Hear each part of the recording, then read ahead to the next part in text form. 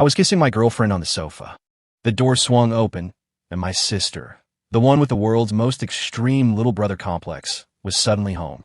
She stared at us, frozen for a solid 3 seconds, then let out a shriek and launched herself forward, physically prying my girlfriend and me apart.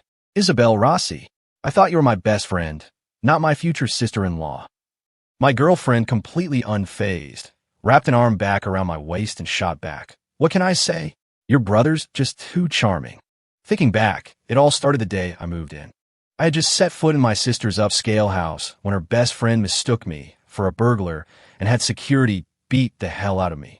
After the misunderstanding was cleared up, this same powerful, sophisticated woman pushed me down onto the sofa and patted her long, stocking-clad leg.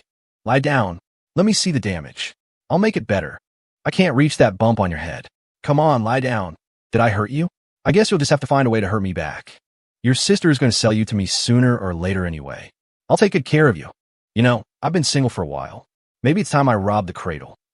When I stood in front of the modern, minimalist house, dragging my suitcase behind me, this was my sister, Chloe Vance's place, and my home for the next 4 years. My phone buzzed. It was her. "Hey, Ethan, you there? My best friend's out today, so you can just let yourself in. The code is your birthday. Pick any spare room you want." I hung up, breathing a sigh of relief. At least I wouldn't have to deal with a stranger right away. The door clicked open, and as I stepped into the foyer, a light, pleasant fragrance hit me. The house was huge, with tasteful, modern decor that spoke volumes about the owner's eye for design. Humming to myself, I started heading for the stairs to claim a room. That's when a sharp, icy voice cut through the air from behind me. "Don't move." I froze, whipping my head around. Standing in the living room was a woman. She was dressed in a perfectly tailored business suit, tall and radiating an intimidating aura. Even more intimidating were the 4 or 5 security guards behind her, all holding tactical batons. Before I could process anything, the guards rushed forward, surrounding me. The dark batons were pointed right at me. My mind went blank. "Hello, 911. There's a burglar in my house." The woman held her phone to her ear, her voice devoid of any warmth. "White t-shirt, about 6 feet tall. Looks like a student. He might be armed." My brain short-circuited. A burglar? She was talking about me? "Wait, this is a misunderstanding." I blurted out. "Shut it," the head guard barked, jabbing me hard in the back with his baton. A sharp pain shot through my spine, and I cried out. It was a solid hit, with no mercy behind it. "I'm not a burglar. My name is Ethan Vance. I'm Chloe Vance's brother." I covered my head, shouting through the gaps between the blows. Humiliation and pain washed over me. I'd never been treated like a criminal in my life, let alone beaten up for it. "Be careful. Don't let him get away," her voice commanded again. Another baton landed on my shoulder. I curled into a ball, my eyes turning red with a mix of anger and shame. "I told you I'm not. Call Chloe Vance. Call her right now," I roared. Hearing Chloe's name finally made the woman frown. She seemed to hesitate for a moment before dialing a number and putting it on speaker. My sister's cheerful, loud voice immediately filled the room. "Izzy, what's up? Miss me already?" Isabelle Rossi's expression soured. "Chloe, is your brother's name Ethan?" "Yeah, I just sent him over. I forgot to tell you. What's wrong? Did he get lost?" Isabelle took a deep breath, her eyes glancing down at me, still crouched on the floor in a defensive ball. "Oh, he found the place. But I thought he was a burglar and called property management."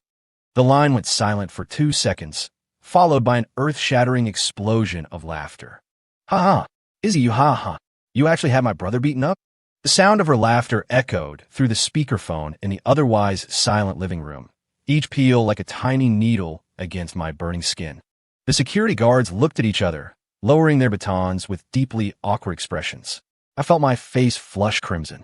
I wanted the floor to open up and swallow me whole. It was the definition of social suicide. The misunderstanding was cleared.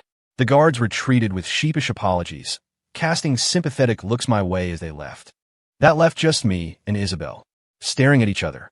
The atmosphere was thick with an almost unbearable awkwardness. I'm sorry," she said, breaking the silence. Her voice held a barely perceptible hint of guilt. I gritted my teeth and pushed myself up from the floor, brushing the dust off my clothes. My back was throbbing, and a lump was already forming on my head where a baton had accidentally clipped me. "Your community security doesn't mess around," I said, my tone dripping with resentment. She stepped closer, trying to inspect my injuries. I instinctively took a step back, avoiding her. Her outstretched hand froze in midair, a flash of embarrassment on her face. "Let me see where you're hurt. I'll get you some antiseptic." "I'm fine," I said coldly. She must have felt guilty because she didn't push it. Instead, she turned and retrieved a first aid kit. She then firmly pressed me down onto the sofa, pulling out a cotton swab and disinfectant. "Don't move. This might sting a bit. Deal with it." The cold liquid on my wounds made me wince. She watched my pained expression and sighed. Then, she did something that left me utterly speechless. She patted her own thigh, elegantly sheathed in black nylon. "Lay your head here." I stared, sure I'd misheard her. "What?"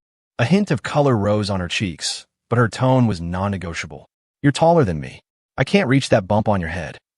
Lie down. Let me take care of it. It'll feel better." My face caught fire, a blush spreading from my cheeks all the way to the tips of my ears. I woke the next morning to aches all over my body. Last night's lap pillow treatment was still vivid in my mind. The woman's leg had been soft, yet firm. Ugh, what was I thinking? She was a psycho. I limped out of my room and headed downstairs. In the kitchen, a striking figure was busy at the stove. Isabelle had traded last night's power suit for a set of chic loungewear.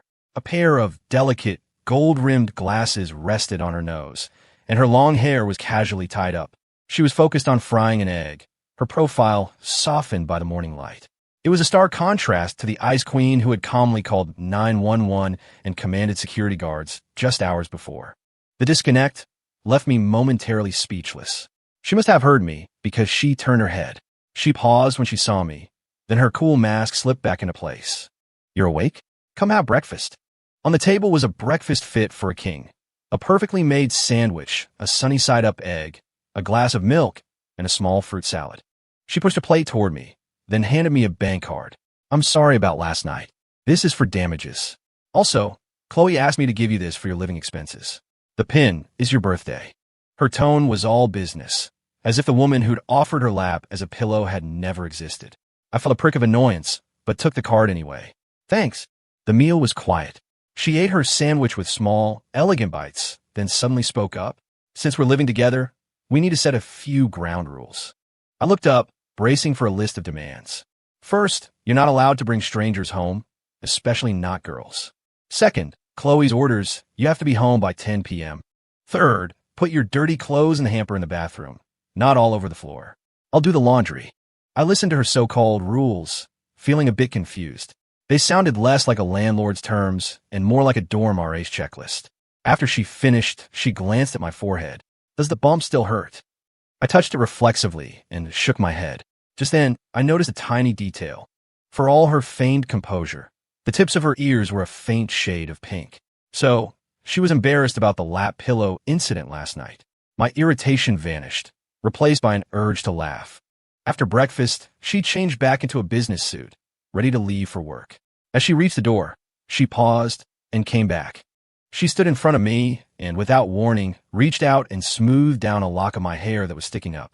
Her fingertips were cool, and they brushed against my ear, sending a tiny shiver down my spine. I froze completely. She leaned in close, her warm breath tickling my ear. "You're my little brother now, too," she whispered, her voice laced with amusement. "Your sister sold you to me last night, told me to take good care of you. I have to seize the opportunity. After all, I've been single for a long time. I've never even been in a real relationship. Think about me, okay? And hey, put in a good word with your friends. I'm thinking it's time I robbed the cradle." With that, she straightened up, turned on her heel, and walked out the door, the click of her heels echoing behind her. She left me standing there, my heart pounding like a drum. My face was hot enough to fry an egg on. Was this woman a siren? She was 6 years older than me, but kept teasing me like this. I pressed my hands to my burning cheeks, a sinking feeling in my stomach that the next 4 years of college were going to be anything but peaceful. The first few months of college were more uneventful than I'd expected. That is, until I started running into my high school ex-girlfriend, Tiffany, on campus. She was always hanging off the arm of some slick, rich kid named Chad. He was the one who'd poached my girlfriend of 3 years with a designer handbag. Well, if it isn't Ethan Vance," Tiffany said, her voice dripping with condescension as she clung to Chad. She looked me up and down, her eyes full of smug superiority. "Still wearing the same stuff from the discount rack? Is your allowance not cutting it?" I could spot you some cash if you need it. My fists clenched, my face turning red. The humiliation of the breakup and the anger of being betrayed came rushing back. Chad wrapped his arm around Tiffany's waist and laughed dismissively. He clicked a key fob, and a blue BMW Z4 parked nearby flashed its lights. "Babe, don't waste your breath on this loser," he said, raising his voice loud enough for passing students to hear. "Still riding a rental scooter? Hey, Ethan, need a lift? My car has 4 wheels. Definitely faster than your 2. A few stifled laughs came from the onlookers. Their words trampled all over my pride. I was shaking with anger, about to fire back, when a fiery red Maserati that had been idling nearby slowly pulled up next to the BMW. The driver's door opened, and a long, slender leg emerged, followed by a 10-centimeter black stiletto. Then, Isabelle unfolded herself from the car. She wore a pair of oversized sunglasses that covered half her face and a black power suit that screamed authority. Every eye on the sidewalk immediately shifted from the BMW to her and her even more impressive sports car. She didn't even glance at Chad and Tiffany, walking straight toward me. As everyone watched in stunned silence, she took off her sunglasses, revealing her striking, beautiful face. She reached out with a delicate finger and gently wiped away a crumb from the corner of my mouth that wasn't even there. Her touch was light, but her tone was so intimate it was as if we were the only 2 people in the world. "Ethan, sweetie, I told you to wait for me on campus. Why do you want her off?" Her voice wasn't loud, but it carried clearly to everyone around us. "Your sister is impossible. She insisted I bring you lunch, said the cafeteria food isn't good for you. She made it herself. She held up a chic, insulated lunchbox. She also said I was too rough with you yesterday and that I had to make it up to you." She leaned closer, winking, her voice dropping to a conspiratorial whisper. "You're not still mad at me about yesterday, are you?" The implications of her words were massive. The air grew thick and still. Tiffany and Chad's faces looked like they'd just swallowed a bug. Especially Chad. He looked at Isabelle's stunning beauty and commanding presence, then back at the conventionally pretty and obviously materialistic Tiffany beside him, his eyes filled with regret and envy. Isabelle finally seemed to notice them, giving them a dismissive glance. She didn't say a word, but she pulled the Maserati keys from her purse and tossed them to me. The move was pure, effortless cool. "Here, take it for a spin. I don't feel like driving. You can get on top of things. Get going." She paused, her gaze sweeping over Chad's Z4, a barely concealed smirk on her lips. "Oh, and don't worry about the gas. But don't go racing any riffraff. It's beneath you." With a final, breezy wave, she hailed a passing Uber and was gone, leaving a sidewalk full of shell-shocked students in her wake. I stood there, the cool, heavy keys in my hand, watching the blood drain from Tiffany and Chad's faces. A wave of pure, unadulterated satisfaction washed over me. For after that day, the dynamic between Isabelle and me seemed to shift. She was no longer just the intimidating homeowner, and I was no longer the timid guest. We were starting to feel more like actual siblings. One afternoon, class ended, and the sky suddenly opened up in a torrential downpour. I hadn't brought an umbrella and was stranded in the lecture hall. After hesitating, I finally called Isabelle. It was her rare day off. "Hello, Izzy. Any chance you could bring me an umbrella?" I could hear the sound of a running shower in the background, followed by her slightly drowsy voice. "I'm in the shower. You'll have to wait. Or you could just make a run for it. It's not that far." Her casual tone stung a little. Right? She wasn't my actual sister. Why should she have to brave a storm for me? "Got it." I hung up, pulled my backpack over my head, and plunged into the rain. By the time I got back to the house, I was soaked to the bone, looking like a drowned rat. Isabelle was just stepping out of the bathroom, wrapped in a towel, her hair still dripping. She saw me and raised an eyebrow. "You actually ran back? Are you an idiot?" Despite her words, she immediately tossed me a dry towel. "Go take a hot shower before you catch a cold." "Oh, and you're making dinner tonight." "It's my one day off, and I don't feel like moving." I sighed and agreed. After my shower, my head felt a little fuzzy, but I forced myself into the kitchen. By the time I had dinner on the table, Isabelle still hadn't come down.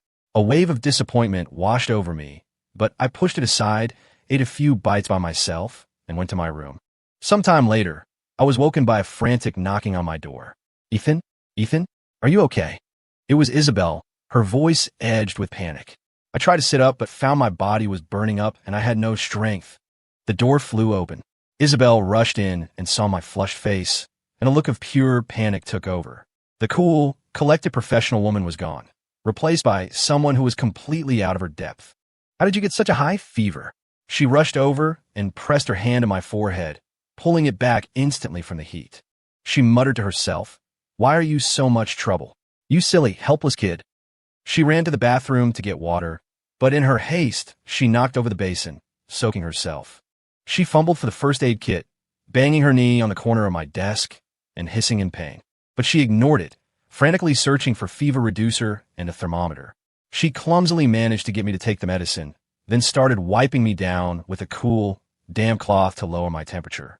Her movements were awkward, almost comical. I watched her through a hazy blur, seeing her completely lose her composure for my sake. In my feverish state, my mind drifted back to when I was a kid. My mom used to sit by my bed, just like this, whenever I was sick. I reached out and grabbed her cool hand, pressing it against my burning cheek. Like a small, hurt child, I murmured in a raw, vulnerable voice, "Don't go, Mom. I don't feel good." Her body went rigid. I could feel her gaze on my face, filled with an emotion I couldn't decipher. After a long moment, just when I thought she would pull her hand away, she squeezed mine back. She leaned down, her warm breath caressing my ear, her voice softer than I'd ever heard it. "I won't. Mom's right here." 5 When I woke up the next morning, the fever was gone. The first thing I saw was Isabelle, asleep in the chair next to my bed, her head resting on the mattress. She was still holding my hand. Her long eyelashes cast soft shadows in the morning light. She looked exhausted, with faint dark circles under her eyes. A pang of guilt hit my chest. Had she really stayed here all night? I tried to gently pull my hand free, but the slight movement woke her. She opened her eyes sleepily, and our gazes met. The air in the room crackled. She snatched her hand back as if she'd been burned, a blush creeping up her neck. "You're awake?" she said, trying to sound composed. She felt my forehead to check my temperature. "The fever's gone." "Good." But the red tips of her ears betrayed her embarrassment. Seeing her like this, I couldn't help but smile. "Isabelle, thank you. Don't mention it." She stood up, smoothing out her rumpled clothes. "That's what big sisters are for, right?" There was again, but this time, her words felt different. To repay her for saving my life, I offered to take her out that weekend. She tried to use work as an excuse, but seeing the hopeful look in my eyes, she caved. That Saturday, we went to an amusement park. Isabelle had swapped her usual stilettos and power suits for a simple white t-shirt, jeans, and a pair of white sneakers. She pulled her long hair into a high ponytail, making her look young and vibrant. The powerful executive was gone, replaced by a cool girl next door. I found myself staring. "What are you looking at?" "Never seen a beautiful woman before?" she teased, flicking me on the forehead when she caught me staring. I grinned and pointed toward the haunted house. "Hey, let's go in there." Isabelle followed my finger, and her face tightened at the sight of the ghoulish decorations. But she puffed out her chest and declared bravely, "Let's go. What's there to be afraid of? I'll protect you." I bit back a laugh and followed her inside. The haunted house was pitch black, filled with eerie music that made my skin crawl. We'd barely taken 2 steps when a fake hanging corpse dropped from the ceiling, landing right in front of Isabelle. The same woman who had been so bold a second ago let out a scream that could have shattered glass. "Ah!" She spun around like a startled rabbit and buried herself in my chest. Her body was pressed tightly against mine, her arms wrapped around my waist like an octopus, and she was trembling from head to toe. Her sudden embrace sent my mind reeling, my body stiffening. But mostly I just wanted to laugh. I suppressed my amusement, wrapped my arms around her, and whispered in her ear, "I thought you were going to protect me." Her face was buried in my shirt, and her muffled voice came out. "Shut up. Just get me out of here." I could hear a distinct sob in her voice. So, the fearless Isabelle Rossi was afraid of ghosts. The discovery was surprisingly endearing. For the rest of the attraction, I ended up practically carrying a weak-kneed Isabelle. She kept her face hidden in my chest the entire time, refusing to look. It wasn't until we were back in the bright sunlight that she finally let go, her face flushed with embarrassment. To get her revenge for my teasing, she bought a cotton candy bigger than her head and shoved it in my mouth, silencing any further commentary. 6 after the amusement park, we went home and had a few drinks. Officially, it was to celebrate my recovery. Unofficially, we both just drank too much. I woke up the next morning in my own bed with a splitting hangover. When I turned my head, I saw Isabelle slumped over my bedside, fast asleep. She was using my arm as a pillow, and a tiny, glistening trail of drool was making its way from the corner of her mouth. My arm was numb and tingly. I couldn't help but smile. I tried to carefully slide my arm out from under her, but she stirred and woke up. Our eyes met. She saw the position she was in, looked at the suspicious wet patch on my arm, and her face exploded in a blush. She shot upright, as if electrocuted. I drank too much last night, she explained, trying to sound nonchalant. Couldn't find a pillow, so I borrowed your arm. Her ears were so red, they looked like they might catch fire. Seeing her so flustered, I couldn't hold it in any longer. I laughed. Was my arm comfortable? Her face got even redder. She shot me a glare and stood up. I'm going to make you breakfast. Watching her flee, the smile on my face grew wider. From that day on, the air between us was thick with unspoken feelings.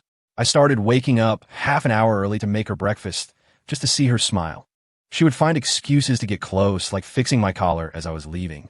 The space between us was buzzing, a tension waiting to be broken. One evening, Isabelle was watching the financial news in the living room. I sat next to her, pretending to scroll through my phone, but my mind was racing, trying to find the right words. After a long silence, I finally worked up the courage. Izzy, thank you again for the other day. Isabelle muted the TV and turned to look at me. Her eyes were playful, searching. A simple thank you isn't enough. Ethan, how are you planning to repay me? Her gaze made my heart pound against my ribs. I decided to just go for it. I put down my phone and looked her straight in the eye. Isabelle, I like you, and not in a little brother big sister kind of way. I want to ask you out. Can I? My voice was hoarse with nerves, but every word was clear. Isabelle was stunned. She clearly hadn't expected me to be so direct. After a few seconds, she smiled. It was a dazzling, brilliant smile like fireworks in the night sky. She crooked a finger at me. Come here.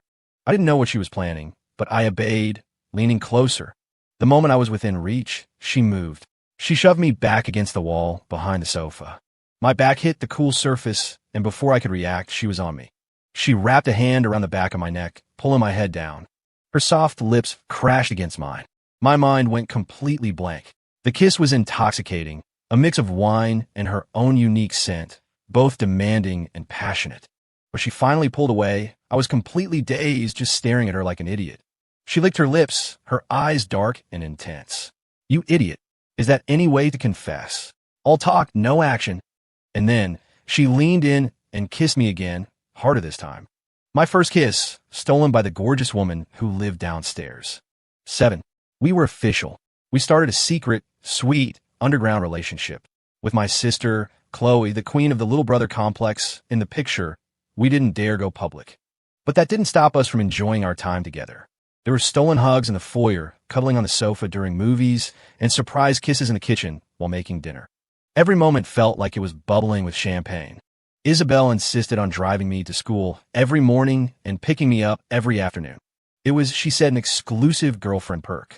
However, that very public perk soon landed us in trouble. Tiffany saw us. One afternoon, as Isabelle was dropping me off at the campus gate, she leaned over and kissed me on the cheek. Tiffany and her friends happened to be standing nearby and saw the whole thing. The jealousy on her face was so twisted it was ugly. The next day, the university's online forum exploded. An anonymous post shot to the top of the hot list. Shocking. Computer science freshman Ethan Vance is a kept man. Picked up and dropped off daily by Sugar Mama in a Maserati. The post included several blurry, candid photos. One of me getting out of the Maserati. Another, a silhouette of Isabelle kissing my cheek inside the car. The pictures were grainy, but they were enough to start a firestorm. Sugar baby, boy toy, kept man. The ugly words flew at me like daggers. Walking across campus, I could feel the stares and hear the whispers. What made me furious wasn't what they were saying about me, but how the rumors were slandering Isabelle. She was such a proud, successful person. How can anyone dare call her some trashy woman who keeps a man? I stood there, phone in hand, shaking with rage, ready to go to war in the comment section. But Isabelle took the phone from my hands and pushed me down onto the sofa. She wasn't angry at all. In fact, she looked amused. She tilted my chin up, studying my face. Let me get a good look at this boy toy of mine, she said, a smile playing on her lips. How much should your allowance be? Is $50,000 a month enough? Maybe we should drop a contract, boyfriend? I was so mad I had to laugh. How can you be joking right now? What do you want me to do? She asked, blinking innocently. Cry. I found out what she meant by do the next day at lunch. At peak hour, when the cafeteria was packed, Isabelle made her entrance. She was wearing a stunning, custom-tailored suit and carrying a chic lunchbox, her heels clicking on the linoleum floor. She commanded the attention of every student in the room as she walked straight to my table. She ignored all the stares, including those from Tiffany, who was sitting a few tables away, clearly waiting for a show. She reached my table, opened the lunchbox to reveal a delicious-looking 4-course meal, then picked up a piece of pot roast with her chopsticks and held it to my lips. Her voice was just loud enough for the surrounding tables to hear, laced with affection and a clear note of pride. Open up, sweetie. You need to eat more. Everyone's saying I'm your sugar mama. I wish, she said with a dramatic sigh. But what can I do? My boyfriend is so determined to make it on his own. He says he's going to be the one supporting me one day. My hands are tied. Her words, so cleverly crafted to both praise me and shut down the rumors, silenced the entire cafeteria. After a beat, the room erupted in good-natured laughter and envious sighs. Oh my God, they are relationship goals. I'm so jealous. I want a gorgeous, successful girlfriend to feed me. Whoever started that rumor can go apologize now. I looked at Isabelle, my heart filled with warmth, pride, and gratitude. She always had my back, and she always did it in the most direct, powerful way possible. Across the room, Tiffany's face had turned a shade of purple. She slammed her tray down and stormed out of the cafeteria, followed by the sound of laughter. As she fled, she muttered under her breath, "It's obvious his family has money. Why was he so cheap with me? I never would have left him. What an idiot." 8. Our sweet little world for two was soon shattered by an unexpected guest. My sister, Chloe, the ultimate helicopter sibling, was coming home. That afternoon, Isabelle and I were curled up on the sofa, enjoying a rare, quiet weekend. Chloe's call came out of the blue. "Ethan, guess where I am?" Her voice was practically buzzing with excitement. "I just landed. I'll be home in 30 minutes. Surprise." Isabelle and I locked eyes, a shared look of pure terror passing between us. 30 minutes. We shot up from the sofa like a pair of startled cats. A frantic, high-stakes battle stations drill commenced. "Quick, your toothbrush, towel, cup, hide them," Isabelle ordered. "And my matching slippers. Get that throw pillow off the sofa and hide it." I sprinted to the bathroom to erase any evidence of our couple's sets, while Isabelle frantically scoured the living room and bedroom, stashing away anything that screamed couple. We moved like spies on a mission, a whirlwind of panicked, exhilarating activity. The doorbell rang just as I shoved the last matching mug into the darkest corner of a kitchen cabinet. Panting, Isabelle and I quickly straightened each other's clothes and hair. I took a deep breath and opened the door. A figure immediately launched herself at me, wrapping me in a bone-crushing hug. "My baby brother. I missed you so much." Chloe clung to me like a koala, squishing my cheeks with her hands. She completely ignored her best friend, Isabelle, who was standing nearby, pretending to calmly sip a glass of water. "Let me look at you. Have you lost weight? Got that not done? Has Izzy been bullying you?" I could barely breathe. "Chloe, can't breathe."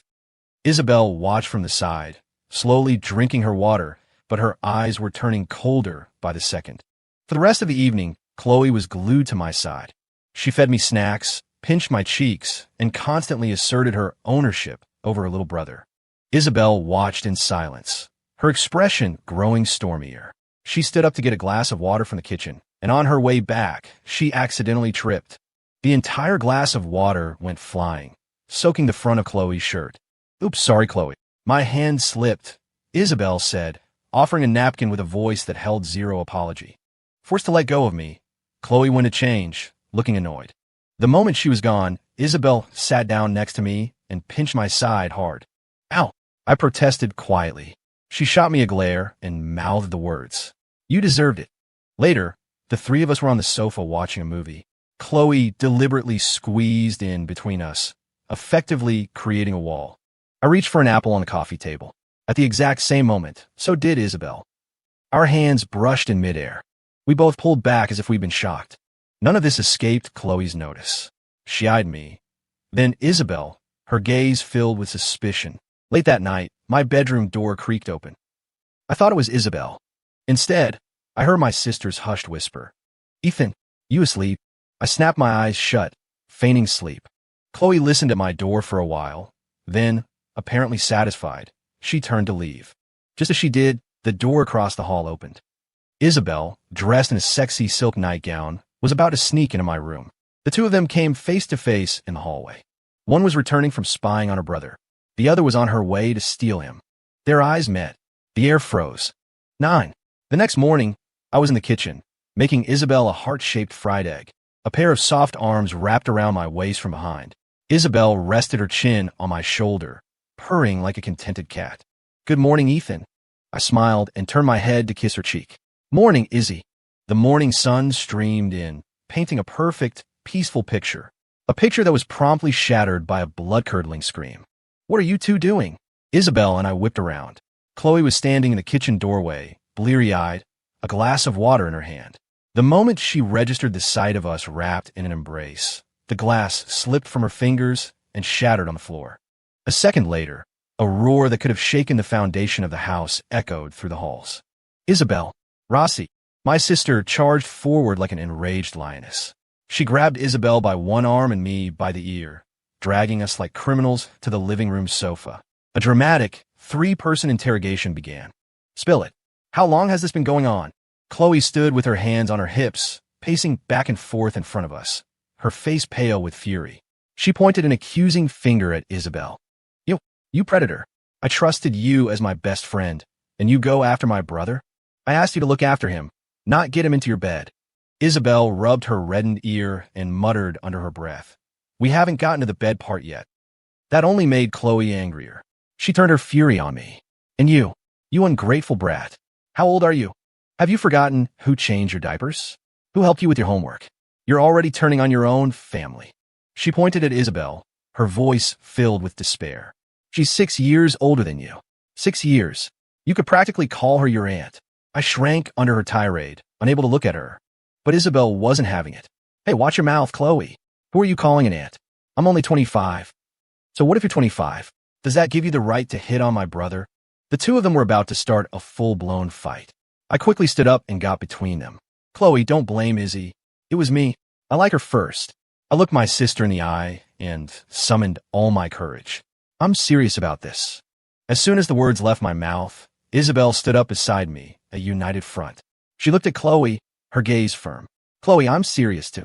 We glanced at each other, and then, in perfect, unrehearsed unison, we both said to Chloe, "We're for real." This synchronized act of rebellion seemed to stun the furious Chloe into silence. She stared at us, then at our tightly clasped hands, her lips trembling with rage. Finally, she collapsed onto the sofa, pointing at us, speechless. You too." She clutched her chest, looking like she was about to have a heart attack. Chloe did not, in fact, have a heart attack. Once she recovered, she announced a decision that made both of our hearts sink. "You want me to approve of this?" "Fina."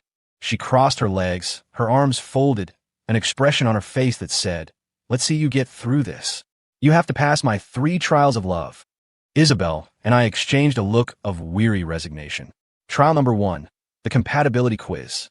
Chloe cleared her throat, her face dead serious. First question, what is Ethan's least favorite vegetable? She looked at Isabelle smugly, completely confident she wouldn't know. After all, even some of my childhood friends didn't know the answer. But Isabelle and I just shared a knowing smile and answered in unison. Bitter melon and cilantro. The smug look on Chloe's face evaporated. "How did you know that?" she asked, incredulous. As his own sister, she only knew about the cilantro. Isabelle raised an eyebrow. "Every time we eat, he meticulously picks those 2 things out. You just have to pay attention." Chloe was speechless. Trial number 2, video games. Chloe forced me on her team for a 2v1 match against Isabelle. "Gaming reveals a person's true character," she declared. "Let's see whose side you're really on, little brother." As it turned out, I was a terrible actor. Or rather, a great one. I spent the entire game intentionally feeding kills to Isabelle. I flashed into walls. I fired my ultimate ability in the wrong direction. Chloe slammed her fists on the keyboard in frustration. "Ethan, are you an idiot? What are you doing?" The game ended with our team suffering a humiliating defeat. I took off my headset and said calmly, "There's no shame in losing to your girlfriend." Chloe looked like she was about to smash the monitor. Trial number 3, the caretaking challenge. At dinner, Chloe kept piling food onto my plate until it looked like a small mountain. Eat more ribs. You need your strength, she said, giving me the largest piece. Isabelle said nothing. She simply picked up the rib and, using a fork and knife, expertly removed all the meat from the bone before placing the boneless piece back in my bowl. Not to be outdone, Chloe poured me a huge glass of ice soda. It's hot. This will cool you down. Again, Isabelle silently swapped the soda for a glass of lukewarm water. He has a sensitive stomach. He can't have too much ice. After a few more rounds of this, Chloe was losing badly, her face turning green with frustration. Finally, she played her trump card. She grabbed my phone and dialed our parents. Hello, Mom. You will not believe what Ethan is. She was about to tattle, but the moment the call connected, Isabelle snatched the phone with lightning speed. Hi, Mr. and Mrs. Vance. It's Isabelle, Ethan's friend. Her voice instantly became warm and respectful, a complete 180 from the woman who had been battling Chloe just moments before. Ethan has been doing so well lately. He's studying hard and taking great care of himself. I was just thinking about you both. Yes, he's been eating well, don't you worry. On the other end of the line, my mom was completely charmed, laughing and singing the praises of this Isabelle she had never met. Before hanging up, my mom had a special instruction for Chloe. Chloe, honey, stop bullying your little brother all the time. You should learn from his friend. She's so thoughtful. You'll never find a husband if you keep this up. Chloe was stunned into silence. After she hung up, she just stood there petrified. She looked at the composed Isabelle, then at me looking at Isabelle with pure admiration, and finally, all the fight went out of her. She sighed heavily and collapsed onto the sofa. I lose. 11. Just as Chloe was about to wave the white flag of surrender, my mom called again. This time it was for her. Chloe answered, her voice listless. Hey, Mom.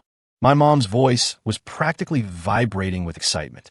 Chloe, that friend of Ethan's you mentioned. Isabelle, was it? She sounds like such a wonderful girl. I bet she's beautiful, too. So, your father and I were talking, and we decided we're going to come visit next weekend. We want to thank her in person for taking such good care of Ethan. Chloe's brain shut down. She was floored. All she wanted to do was complain, and somehow she'd fast-forwarded the plot to the Meet the Parents episode. No, Mom, wait. Let me explain. Explain what? My mom cut her off. I can tell from her voice, that girl is interested in Ethan. As his older sister, you need to help things along. Your father and I have already prepared the red envelope for our future daughter-in-law. And with that, my mom cheerfully hung up. Chloe stood in the living room, clutching her phone, completely dumbfounded. The situation had spiraled far beyond her control. Isabelle emerged from the kitchen with a bowl of fruit and saw her dazed expression. What's wrong? What did your mom say now? Chloe looked up at Isabelle, her expression a complex mix of emotions. My parents are coming next weekend. They said they want to meet their future daughter-in-law. Isabelle blinked, then a slow smile spread across her face. Far from being nervous, she actually looked excited. They're coming? That's wonderful. I'll need to prepare some gifts. I can't make a bad first impression. Seeing Isabelle so calm, collected, and even eager, Chloe finally gave up. She sank into the sofa and let out a long, dramatic sigh. What did I do to deserve this?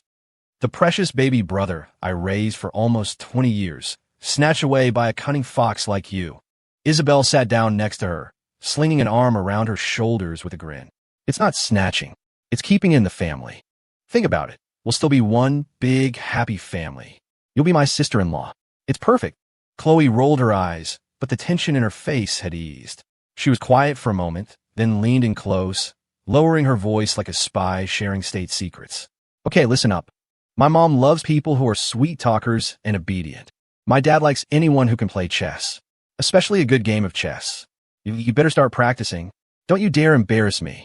Watching my sister instantly switch roles from adversary to accomplice, Isabelle and I couldn't help but laugh. 12 Valentine's Day arrived quickly. That morning, Chloe got an urgent call from work and had to leave early. The house was finally just me and Isabelle again. We decided to properly celebrate our first Valentine's Day together. I went to the store and bought steaks and a nice bottle of red wine, planning to cook her a romantic candlelit dinner. That evening, I was busy in the kitchen. The steaks were sizzling in the pan, filling the air with a delicious aroma. Isabelle came up behind me, wrapping her arms around my waist and resting her cheek against my back. Thank you for all your hard work, chef. I smiled, turning to steal a quick kiss. Anything for my queen. The air was thick with romance. And that's when the doorbell rang, shattering the mood. Confused, I went to get the door. Standing on the porch was Chloe, holding a huge bag of snacks and grinning from ear to ear. Surprise. I was worried my poor little brother would be lonely on Valentine's Day. So, I left work early to come keep you company. She completely ignored the scented candles and soft music, rushing past me to give me another one of her signature bone-crushing hugs. My darling brother, did you miss me? I stumbled backward, half amused, half exasperated. A cool voice drifted from the kitchen. Isabelle wiped her hands on a towel and walked out. She gracefully but firmly extracted me from Chloe's clutches. Then, in a clear display of ownership, she linked her arm through mine, raised an eyebrow at Chloe, and smiled. Chloe, thank you for being so considerate and giving us our space. But Ethan is my boyfriend now, so there's a strict no-touching policy. It makes me jealous. Chloe stared for a moment before it sank in. She pointed at us, practically hopping with indignation. You, Isabelle Rossi. So this is the thanks I get? It's only been a few days, and he's already your property? You're already drawing lines in the sand with me. I saw another argument brewing and weakly interjected. Chloe, I don't mind. I was immediately silenced by a pair of identical glares. Quiet. This is an adult conversation. Me. In the end, our romantic dinner for two became a family dinner for three. At the table, Chloe complained that Isabelle's steak was overcooked while simultaneously fighting her for the last piece. Isabelle shot back that Chloe's choice of wine was terrible. They bickered and bantered back and forth all night. Watching them, I suddenly realized this was nice too. Amid all the teasing and arguing, all three of us were smiling. Chloe raised her wine glass, clearing her throat theatrically. All right, Fine. For my brother's sake, I'll let you off the hook this time. She sighed, feigning reluctance. Better to keep in the family, I guess. But you listen to me, Isabelle Rossi. From now on, when I need to borrow my brother for assistance, you will return him to me, freshly washed and in good condition. Isabelle raised her glass to meet Chloe's. Don't worry, sis.